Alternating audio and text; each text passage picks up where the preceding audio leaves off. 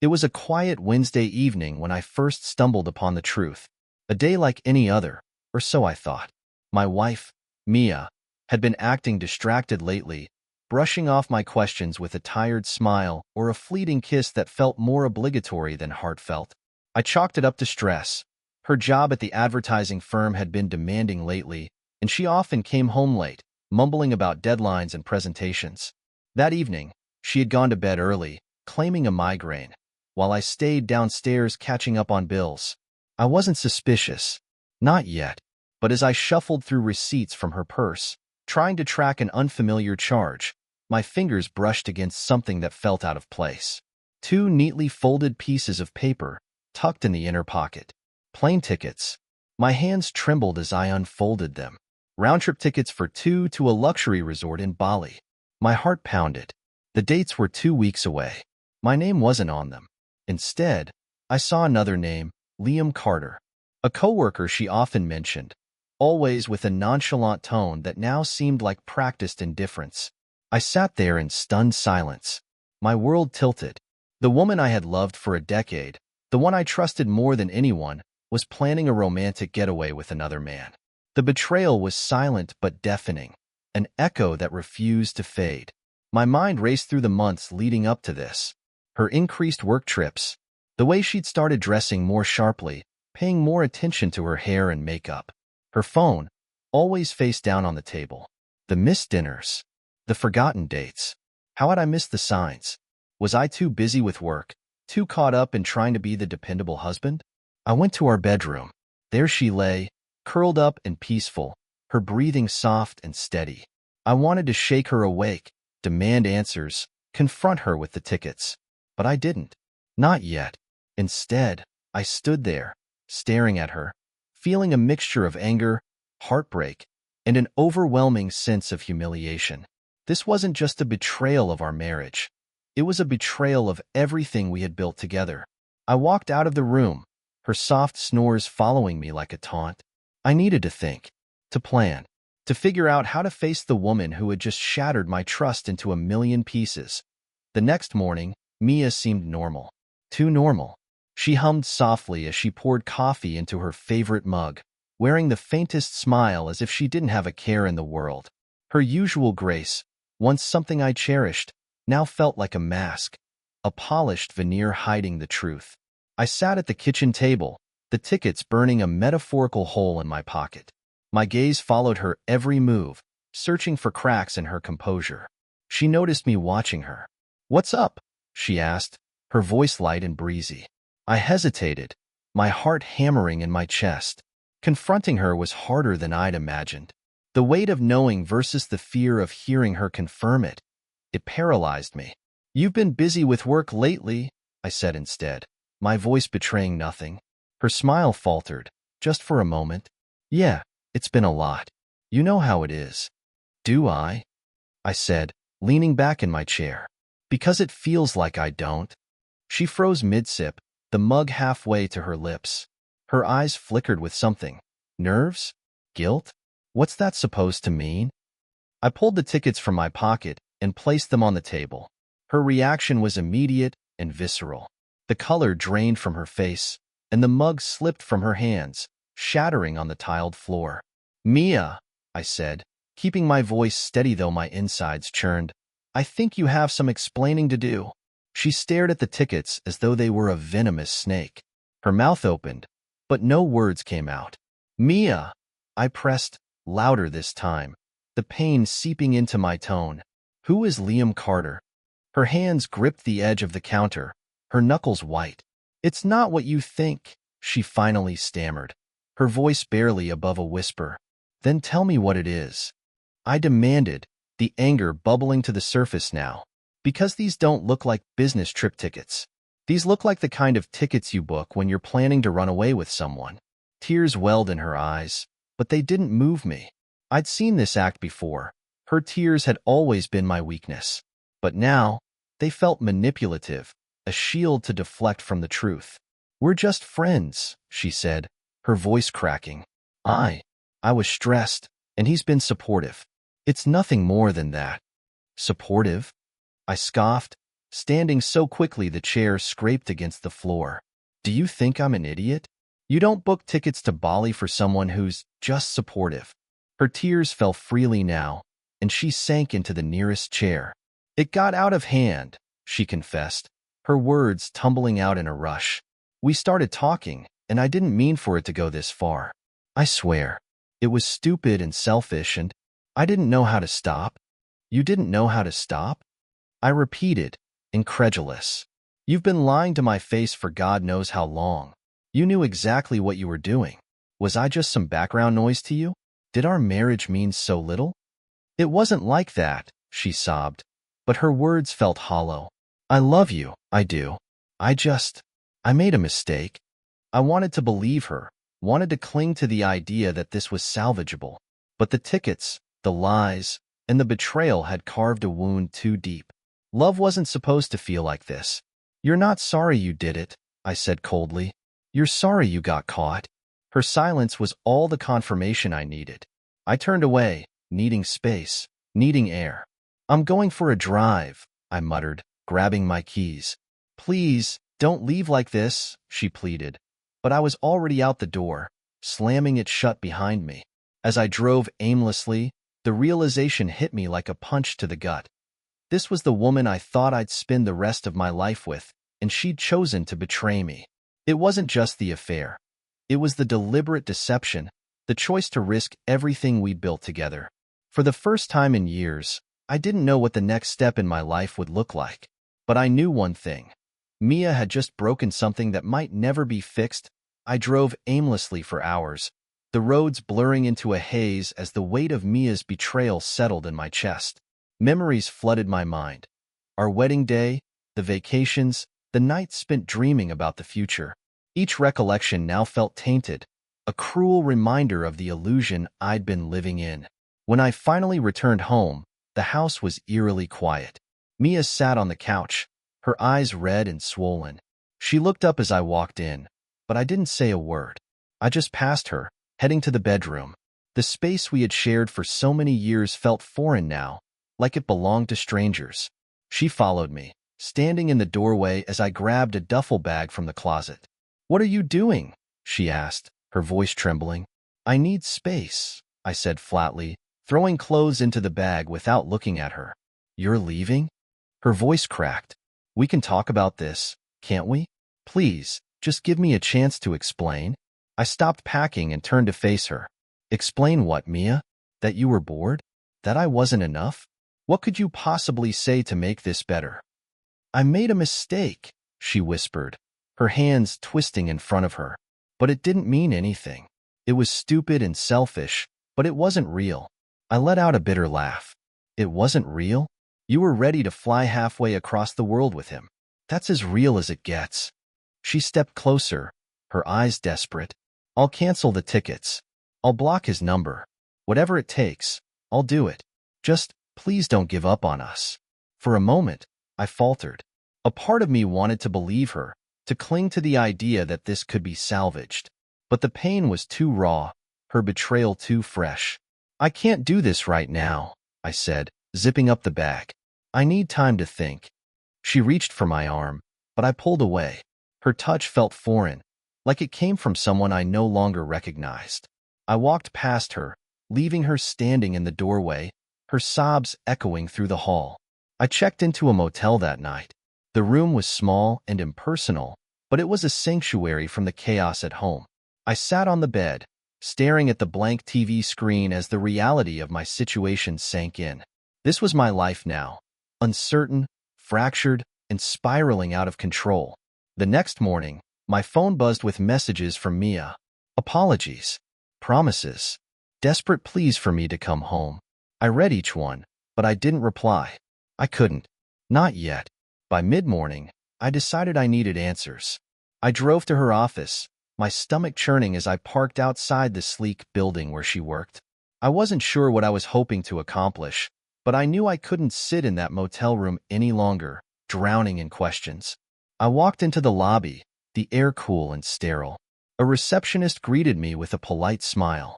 "Can I help you?" "I'm looking for Liam Carter," I said, my voice steady despite the storm inside me. Her expression flickered with curiosity, but she nodded. He's in the conference room on the second floor. Shall I let him know you're here? No need, I said, turning toward the elevators. As I reached the second floor, I spotted him immediately. Liam was leaning casually against the wall, laughing with a coworker. He was younger than me by a few years, with an easy confidence that made my blood boil. I approached him, and his laughter died as he noticed me. His smile faded, replaced by a wary expression. Can I help you? You're Liam, right?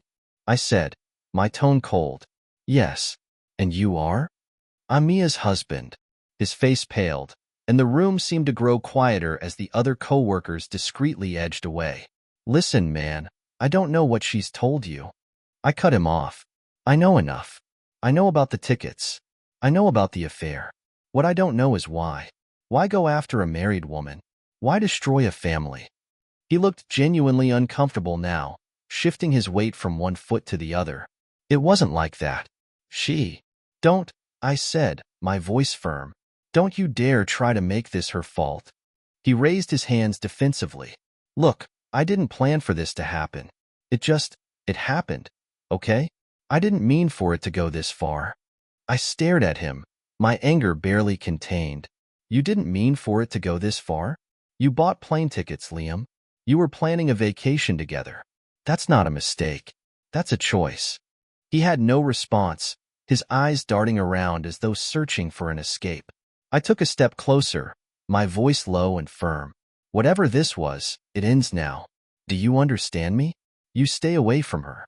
You don't call her, you don't text her, and you sure as hell don't see her again. He nodded quickly, his bravado crumbling under my glare. Without another word, I turned and walked away, leaving him standing there, looking like the coward he was. But as I stepped into the elevator, the weight in my chest remained. Confronting him hadn't fixed anything. The damage was already done. I spent the drive back from Mia's office, replaying the confrontation with Liam in my head. There was no satisfaction in it, no closure. If anything, it only deepened the pit of frustration in my chest. Liam was a symptom, not the root cause. The real betrayal, the choice to cheat, to lie, lay with Mia. When I arrived back at the motel, my phone buzzed on the nightstand. It was Mia again, her name lighting up the screen like a wound I couldn't stop picking at.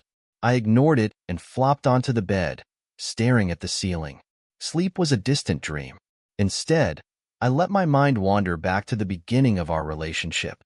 The late-night drives, the laughter that came so easily, the promises we made under the stars. When had it all gone so wrong? The next morning, I decided I couldn't stay in limbo forever. I called Mia and told her to meet me at a cafe near our house. Her voice cracked as she agreed, sounding fragile, like someone barely holding on. For a fleeting moment, I felt a pang of guilt, but it was quickly eclipsed by the anger that had taken root in my chest.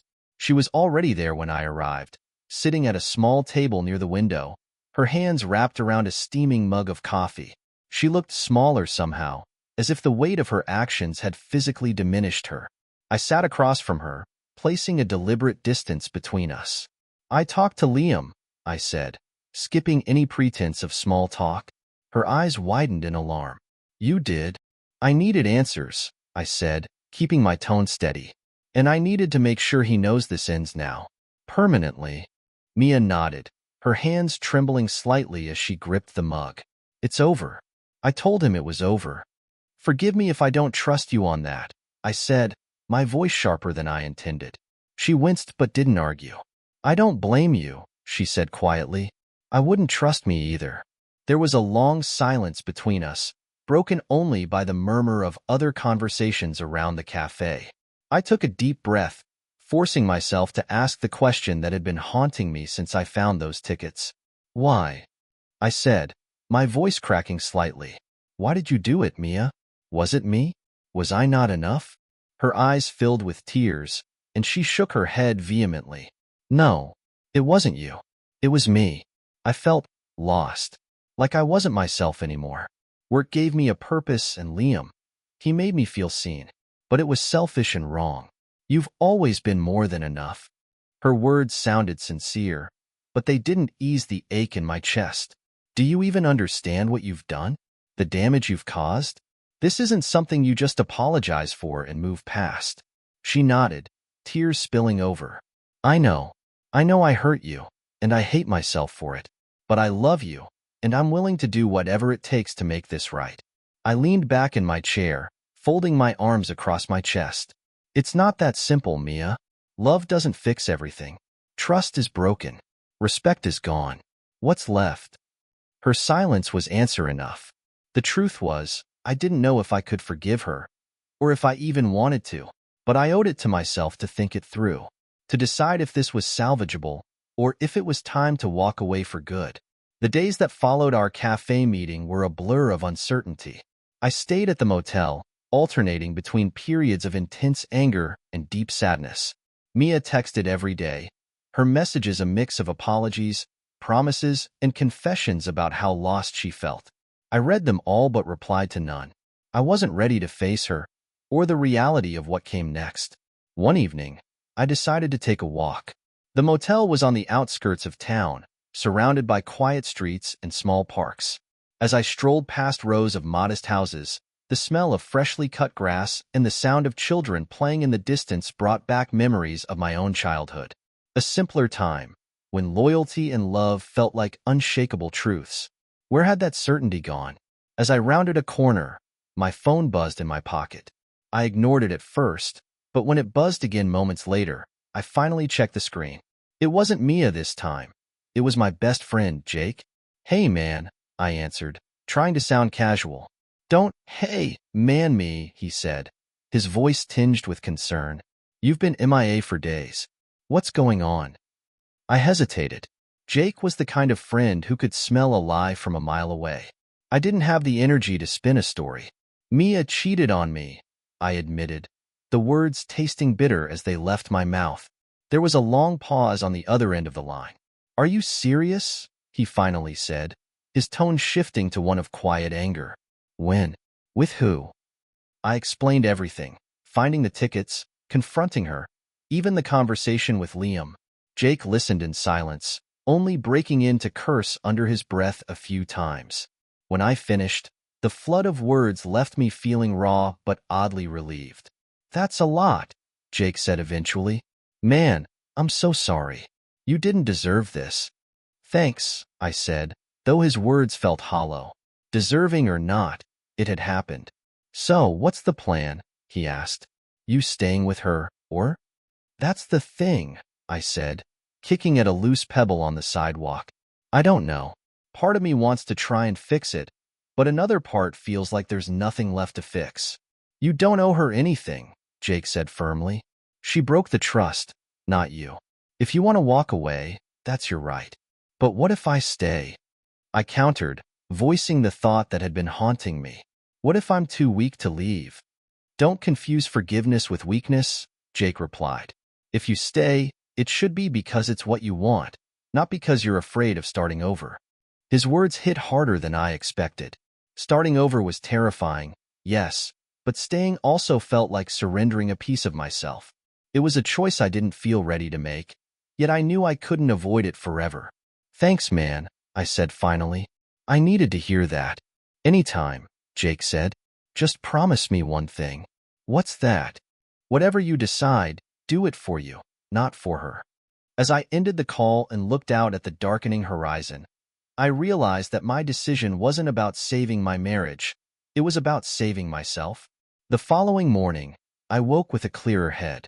Jake's words from the night before echoed in my mind. Do it for you, not for her. It wasn't about what Mia wanted or what others thought. It was about figuring out what I could live with and what I couldn't. That clarity didn't make the next step easier. I texted Mia, asking her to meet me at home that evening. Her reply was immediate, a simple, I'll be there, but I could almost feel the relief behind it. For her, this meeting was probably a sign of hope. For me, it was a step toward resolution, whatever that might look like. When I arrived at the house later that day, the familiar sight of it felt alien. The neatly trimmed hedges, the porch swing we had picked out together, all of it seemed to belong to a different life. Mia's car was already in the driveway, and my stomach twisted as I walked up the steps. Inside, She was waiting in the living room, perched on the edge of the couch as though she couldn't decide whether to sit or stand. When she saw me, she offered a tentative smile, but I didn't return it. "Thanks for coming," she said, her voice soft. "This is my house too," I replied evenly, setting my keys on the counter. I sat in the armchair across from her, deliberately putting space between us. "We need to talk." She nodded, her hands twisting in her lap. "I know, and I'm ready. I'll do whatever it takes to fix this, to prove to you that I'm committed to us." Her words hung in the air, desperate yet rehearsed. I'd heard versions of them before, but this time, they didn't move me. "It's not that simple, Mia," I said. "You broke something I don't know how to repair. And honestly, I don't even know if I want to." Her eyes filled with tears, but she didn't interrupt. I continued, my voice steady but strained. "I've spent the last few days asking myself one question. Can I trust you again? And every time, the answer feels like no. Because trust isn't just about the affair.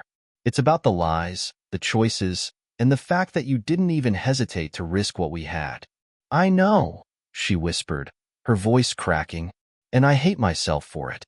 But I swear, I'll spend the rest of my life making it up to you if you let me." I shook my head, a bitter smile tugging at my lips. "You don't get it, do you? This isn't about you. It's about me. About whether I can live with the version of us that's left." She reached for my hand, but I pulled away. "So what are you saying?" she asked, her voice trembling. "I'm saying you need to leave," I said firmly.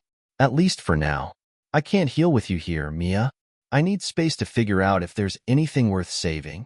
Her tears fell freely now, but she nodded. "If that's what you need, I'll do it," she said, her voice thick with emotion. As she began packing a bag, I stayed in the living room, staring at the floor. When the door finally clicked shut behind her, the silence that followed was deafening. But for the first time in days, it felt like a silence I could breathe in. Mia's departure left the house eerily still. The spaces that once felt warm and lived in now seemed cold, haunted by memories of a life I wasn't sure I could reclaim. The absence of her presence was palpable, like a phantom lingering in every corner. I wandered the empty rooms, noticing the small things she had left behind. A forgotten scarf draped over the chair, a half-burned candle on the mantel. Each item felt like a relic of a life that no longer belonged to me. At first, I relished the quiet. It was a reprieve from the constant swirl of emotions and the weight of her presence. But as the hours dragged on, solitude began to take on a different kind of heaviness. The silence pressed in, amplifying every thought I tried to push away. I found myself sitting on the couch, staring at nothing. My mind drifted back to our early days, before the betrayal, before the doubts. I thought about the time we painted the kitchen together, splattering more paint on each other than the walls. I thought about the nights we stayed up talking about everything and nothing, sharing dreams and secrets like there would always be more time. But those memories were tainted now, overshadowed by the weight of her choices. How could I reconcile the woman I loved with the one who had lied to me so easily? How could I trust someone who had betrayed not just me, but the foundation of everything we had built together? The questions felt endless, each one cutting deeper than the last. By the second day, the emptiness of the house became unbearable. I needed an outlet, something to break the monotony of my thoughts. I laced up my running shoes, unused for months, and headed out the door. The cool evening air hit my face as I jogged through the quiet streets, the rhythmic pounding of my feet against the pavement providing a semblance of clarity. As I ran, I thought about what Jake had said, "Do it for you, not for her." It echoed in my mind like a mantra. What did I want? What did I need to move forward? The answers weren't clear, but for the first time, I allowed myself to prioritize my own healing. When I returned home, sweat-soaked and exhausted, I felt a small flicker of something I hadn't felt in days: resolve. I showered, made a simple dinner, and sat at the table alone. The quiet still weighed on me, but it no longer felt suffocating. It felt like a beginning, a space I could fill on my own terms. Later that night, I pulled out a notebook from the drawer. I started writing down everything: my thoughts, my doubts, my anger, and my pain. I didn't censor myself. I let it all pour out. Page after page, the words flowed, like poison being drained from a wound. For the first time since this nightmare began, I felt a sliver of control over my life. The road ahead was uncertain, but I realized something important. No matter what happened with Mia, I needed to find myself again. By the third day, I knew I couldn't stay isolated forever. Writing in the notebook helped, and running gave me moments of clarity, but the weight of everything I was processing couldn't be carried alone.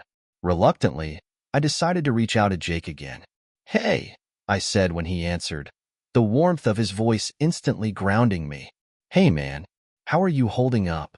Jake asked, his concern genuine. I hesitated, running a hand through my hair. "Not great," I admitted, "but I'm trying to figure things out. I need to talk to someone who isn't involved. You mind grabbing a drink tonight?" "Say no more," Jake replied. "I'll meet you at the Clover at 7. When I arrived at the bar, Jake was already there, a pint in front of him and one waiting for me. He raised his glass in a silent toast as I slid into the seat across from him. "So," he said, leaning forward, "tell me what's going on." I sighed, taking a long sip before speaking. "She's gone, for now. I asked her to leave so I could have space to think. The thing is, I don't even know what I'm supposed to think about anymore. Every time I try to weigh my options, I just freeze." Jake nodded, his expression serious. "It's normal. You're dealing with a lot. Betrayal like this isn't something you just shake off. It's like someone rewrote the rules of your life without telling you." "Exactly," I said, surprised by how accurately he had captured my feelings. "I keep replaying everything in my head, trying to figure out what I missed, what I could have done differently." "Stop," Jake said firmly. "This isn't about what you missed or what you did. It's about her choices. Don't carry guilt that isn't yours to bear." I stared into my glass, Jake's words cutting through the fog in my mind. "I get that," I said, "but part of me feels like if I walk away, I'm failing, like I didn't fight hard enough." Jake sighed, sitting back in his chair. "Let me ask you this. Are you staying because you think it's the right thing to do, or because you're afraid of what comes next?" The question hung in the air, heavy and unanswerable. "Both, maybe," I said finally. "I don't know if I can trust her again, but the idea of starting over feels impossible. How do you rebuild your life when everything feels broken?" Jake leaned forward, his voice quieter now. "You rebuild one piece at a time, but it has to be your life, not a life built around someone else's mistakes. If you're going to give her another chance, it has to come from strength, not fear. Otherwise, you'll never stop questioning it." We spent the rest of the evening talking about everything but Mia. For a few hours, I laughed, letting myself feel human again. When I got home that night, I realized that Jake was right. Rebuilding wasn't about rushing to fix the damage. It was about figuring out what I truly wanted, and that couldn't be rushed. The next morning, I woke up feeling lighter. The conversation with Jake had reminded me of one undeniable truth. No matter how much I wanted to repair the marriage, it couldn't happen without confronting some hard truths. I couldn't avoid facing the reality of what Mia had done, or what it meant for us. I decided to go back to the house to sort through some of our things. Walking through the door felt strange, as though I were trespassing in my own life. The air was still, the kind of quiet that seemed to absorb sound. On the kitchen counter, Mia had left a letter, neatly folded with my name scrawled across the front. I debated whether to read it. Part of me didn't want to face her words, but the other part, curious and desperate for clarity, won out. I unfolded the letter and began to read. Her words were raw, full of apologies and self-loathing. She wrote about how she felt like she'd lost herself, how Liam's attention had made her feel alive in a way she hadn't felt in years.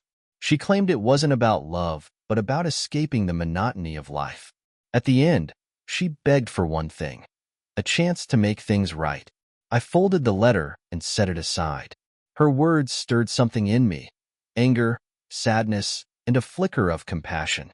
But were they enough to undo the damage? I spent the rest of the day cleaning and organizing, trying to make the house feel less suffocating. As I worked, I thought about what Jake had said. My decision couldn't come from fear. If I stayed, it had to be because I believed we could build something better. And if I left, it had to be because I knew I deserved more. That evening, I called Mia. If we're going to have any chance of working through this, I told her, we need help. Professional help. Her relief was palpable over the phone. I'll do whatever it takes, she said. Thank you for giving us a chance.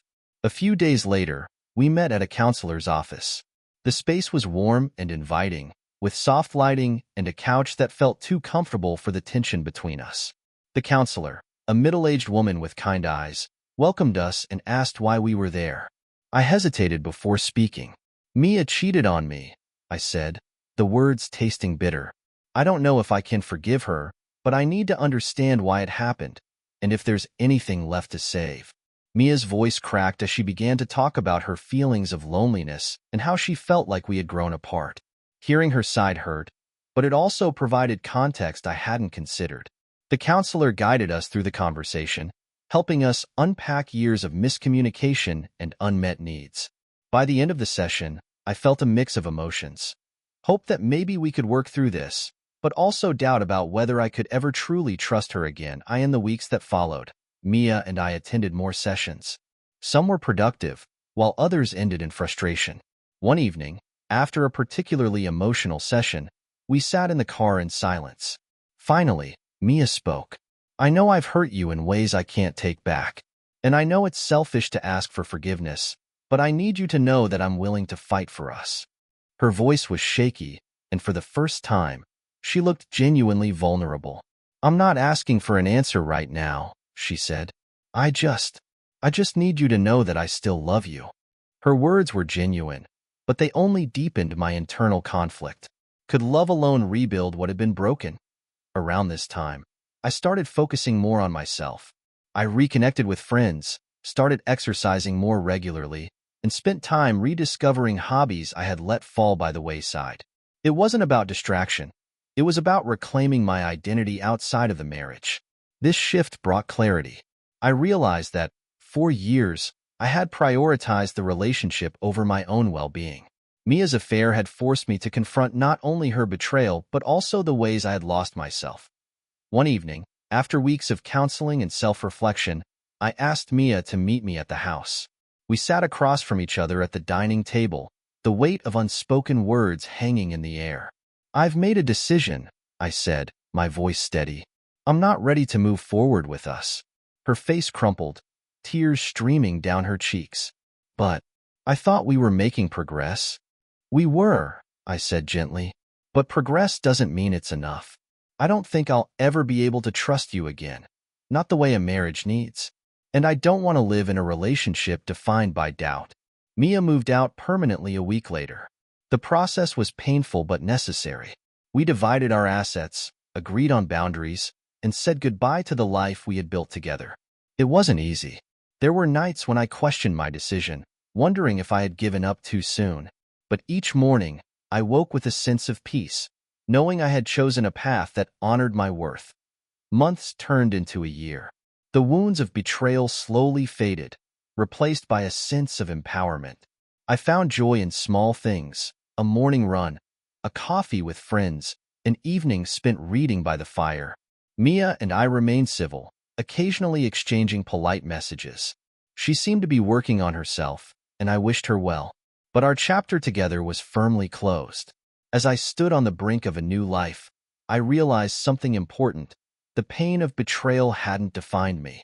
It had taught me to value myself, to demand respect, and to embrace the possibility of something better. For the first time in years, I felt free. And that, I realized, was the greatest victory of all.